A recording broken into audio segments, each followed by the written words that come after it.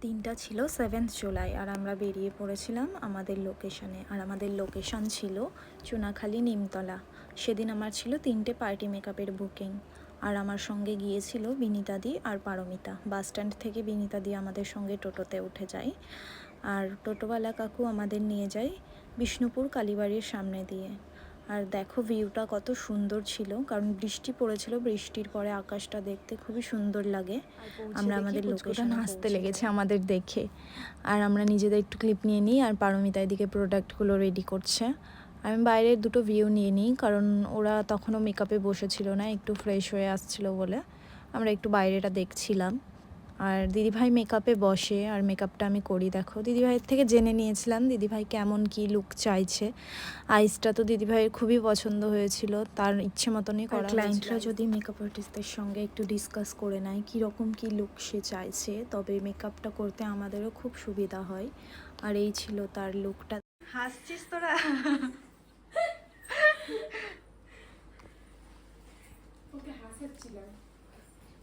এই যে ফার্স্ট ক্লায়েন্টের মেকআপ ডান, হেয়ারটা করব, আর দুজন এখনো বাকি আছে, ওদের দুজনের মেকআপটা এখন করব। হেয়ারটা ক্রিম্প হয়ে গেছে।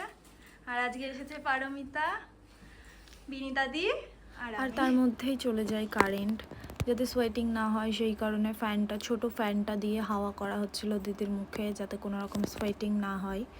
দেন কারেন্ট আসে, আমরা তার হেয়ারটা কমপ্লিট করে দিই। অ্যান্ড সেকেন্ড ক্লায়েন্ট মেকআপে বসে, ছোট্ট একটা মেয়ে, খুবই মিষ্টি একটা মেয়ে, আমাদের সঙ্গে প্রচুর গল্প করেছে। গল্প করতে করতে আমরা মেকআপটা কমপ্লিট করেছি। ওর লুকটা ওর তো খুবই পছন্দ হয়েছিল, আর আমার তো খুবই মিষ্টি লাগছিল ওকে। তোমাদের কেমন লেগেছে ওকে সবাই একটু কমেন্টে জানাবে। দেন আমরা থার্ড ক্লায়েন্টের মেকআপটা স্টার্ট করি। আর এদিকে আমাদের একটা হেয়ারস্টাইলেরও বুকিং ছিল, সেটার ক্রিম্পিংটা ওদিকে পারমিতা করছিল, আর আমি বেসটা করছিলাম। বেসটা দেখো কতটা ফ্ললেস লাগছে।